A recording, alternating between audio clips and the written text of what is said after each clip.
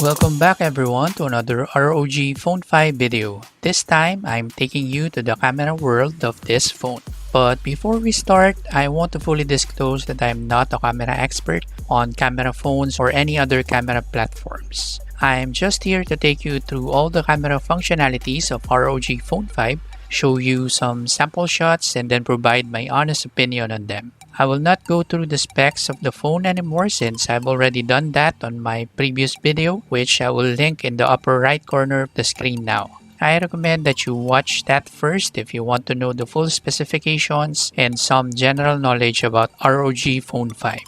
Let's start with the photo settings where you can set the photo resolution. You can select from 5 resolutions here. 4x3 can be a full 64 megapixel photo, which will surely take up a lot of space from your storage, or a 16 megapixel bin resolution, which makes a lot more sense. 16:9 is basically a cropped version of the 16 megapixel 4x3 photo just to make it wide. Since it is cropped, it will be trimmed down to 12 megapixel. 1x1 is obviously a square photo with 12 megapixel resolution.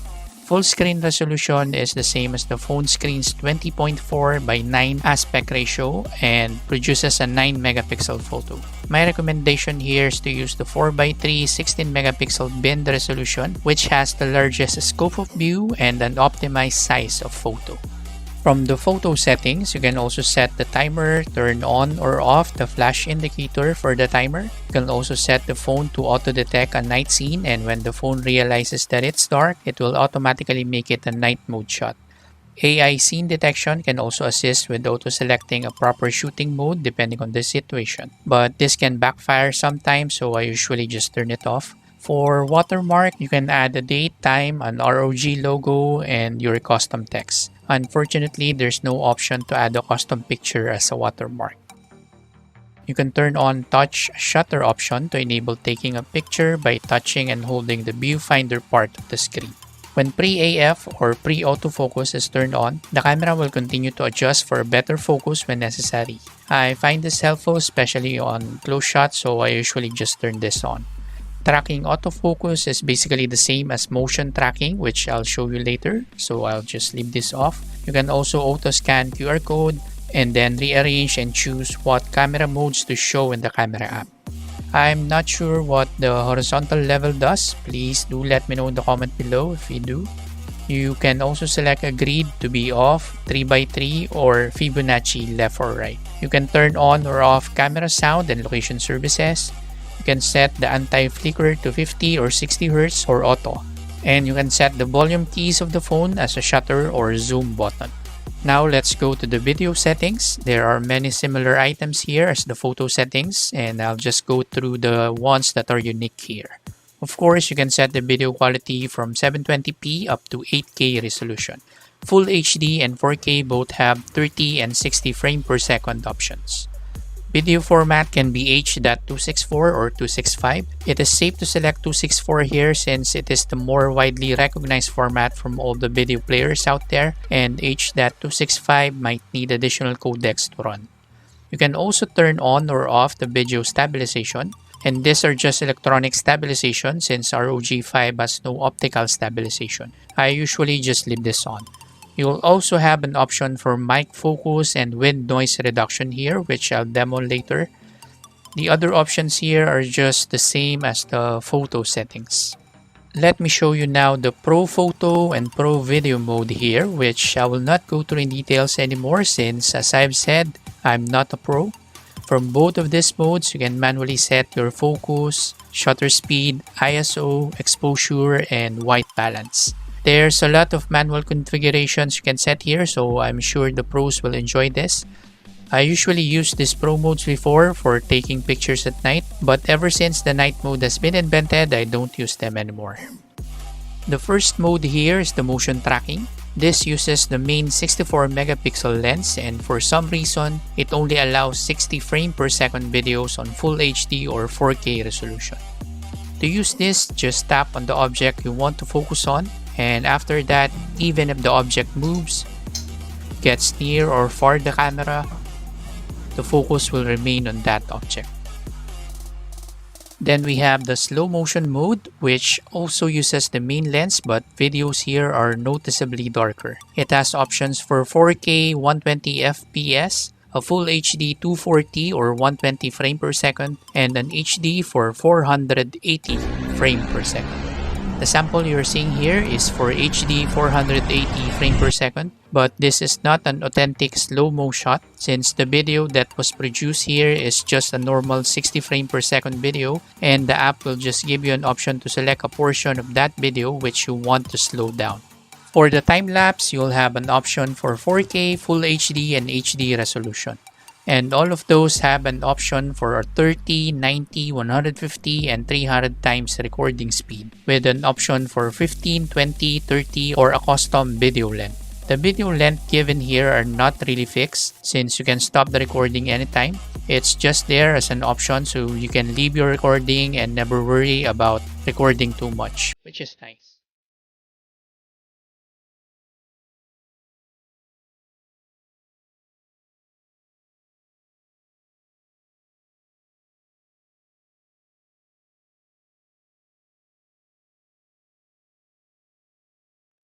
Then we have the video mode. Both the main lens and the wide angle lens are available here, and both can shoot HD on 30 frame per second, Full HD on 30 and 60, 4K on 30 and 60, and 8K at 30 frame per second, which is a great versatile setup here. During daytime when there's plenty of light, the video turns out great. The shift of focus is fast, although the dynamic range is not that great. You can see here in the video, every time I go under the roof, the sky outside turns into a plain gray slate. But when I put the camera outside, you will see the cloud cover and some blue sky openings. But the whole video looks good and clear.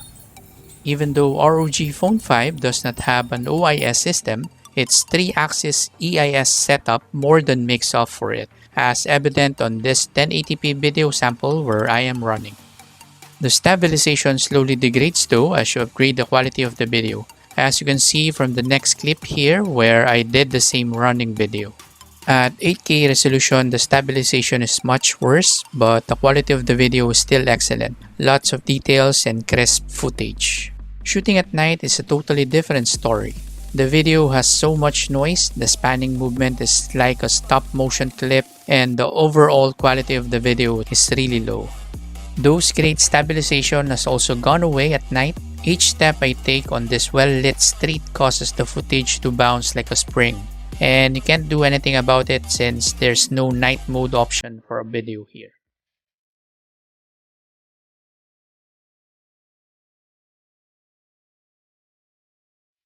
Videos on the wide angle lens are also great. I think this has a better dynamic range than the main lens.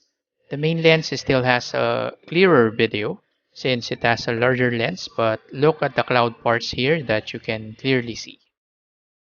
Another big difference I see here against the main lens is that it eagerly darkens the parts of the video that are under a shadow. I think it applies too much contrast.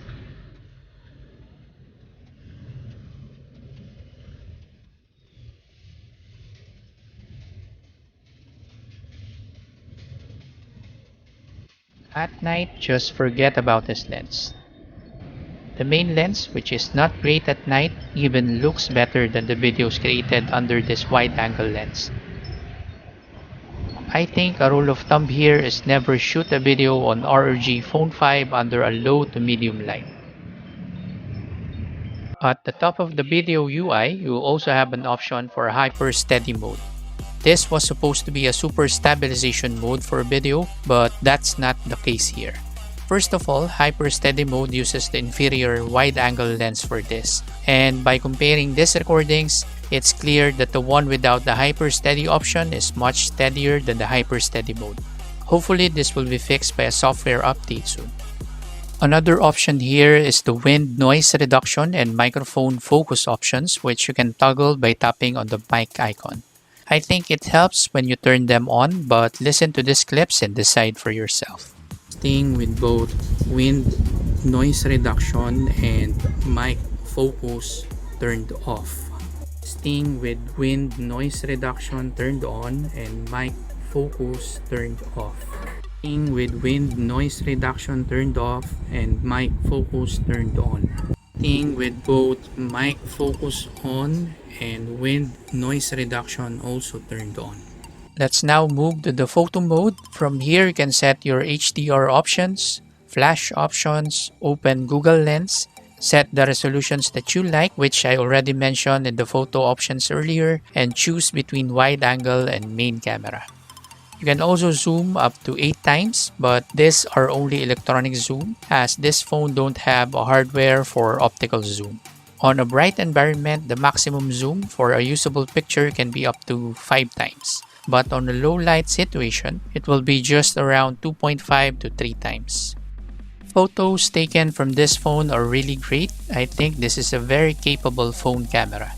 Just to give you a bit of a perspective though, the last phone I owned was the almost 2-year-old OnePlus 7T Pro, which has a 48 megapixel main with 16 megapixel ultrawide and 8 megapixel telephoto. In comparison with that, I believe ROG Phone 5's camera setup is a huge camera upgrade for me.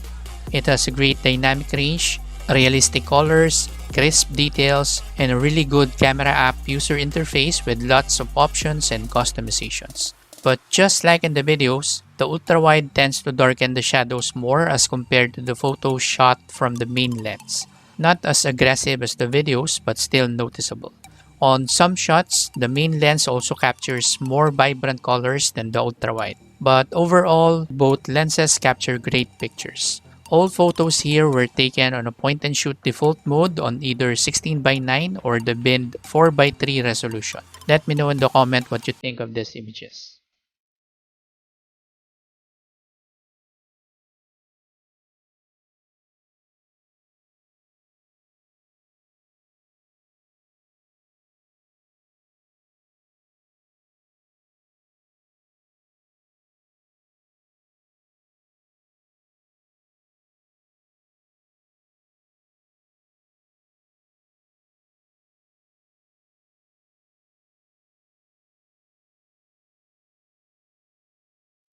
Alright, now let's go to the night photography, which, just like the video, is not that good. As you can see here, the main lens shot at night looks good, but it's a bit muddy, and when you shift to a wide angle shot, it's even muddier and now grainier. It's still usable but doesn't look good.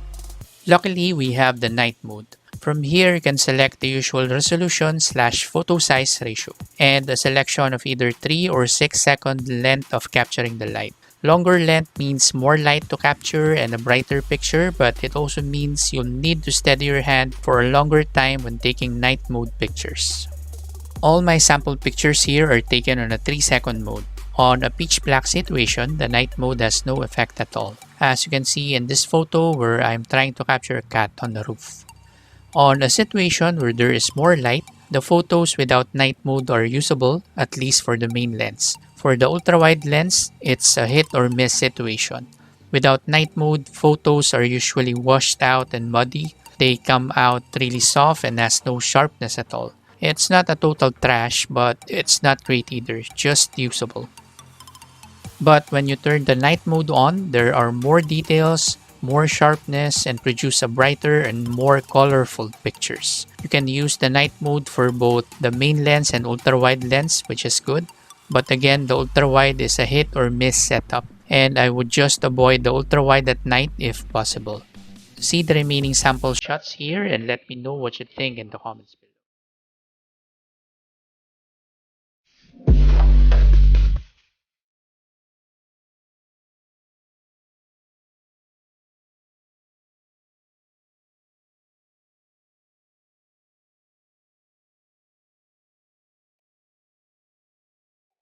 In the portrait mode, you'll have the options for beautification.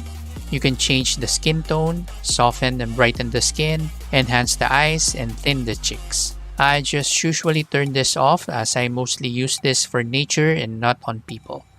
There's no wide-angle portrait mode, which is expected. It uses the main 64 megapixel lens so the photos come out great. Edge detection is always on point. The auto mode photos also blurs out the background automatically and produces a brighter background compared to the portrait mode, but in portrait mode, the subject significantly has more details. And of course, the portrait mode shots also contains the depth information of the photos which are not available in the auto mode. At night, the portrait mode can still produce good photos as long as there are enough lights to work on.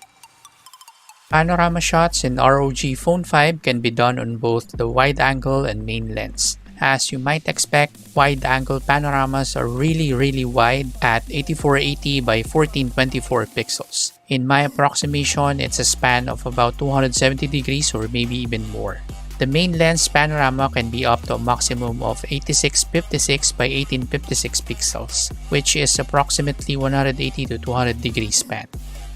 But of course, when taking a panorama, you can stop anytime if you have covered the field of view that you want to take.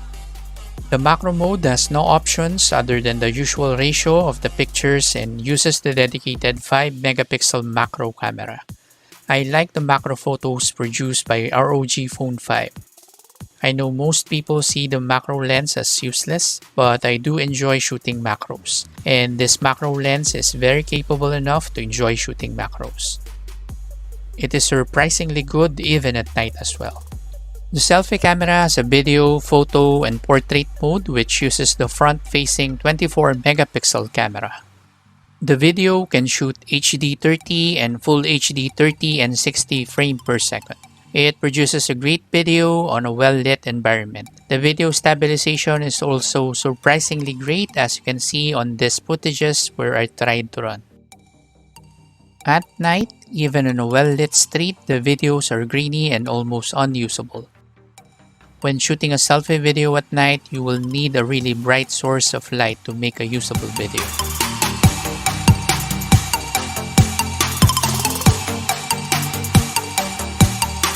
On this next video, I will show you a shift from a bright light to a low light to demonstrate the big difference. And I will also let you hear the audio capture from the phone's microphones. Okay, I'm testing the selfie camera now on a night setting here.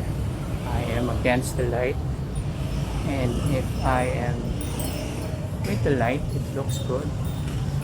If I'm against the light, it's almost unusable. And you're hearing the audio from the actual phone here to give you an idea what the sound looks like on the phone. Okay. The selfie photos are the same story. The brighter the light source, the better the photos comes out. As the lights goes down, the quality, the sharpness, and details also goes down. This selfie camera does not have a night mode, so it is a requirement to be on a well-lit environment when using this camera. In conclusion, it is obvious that the ROG Phone 5's camera setup is not on par with the best camera phones out there. It suffers greatly on low light environments, and some features are not doing what it should do, like the HyperSteady Mode. But, and that's a big but, if we reflect on what we use our phone cameras for, you will realize that ROG Phone 5's camera is more than enough for most of us. For those who do photography as a business or work, they don't use cell phone cameras. They use the high-end DSLRs with their big lens. So I think 95% of the time, probably even higher, cell phone cameras are used for social media postings or for our personal photo consumptions, right? In addition to that, why on earth would anyone try to shoot a video or take photos on a dark place anyway? Unless you are shooting a questionable footage or something, we of course will take shots on a well-lit environment. So why are we so concerned on photos and videos in the dark?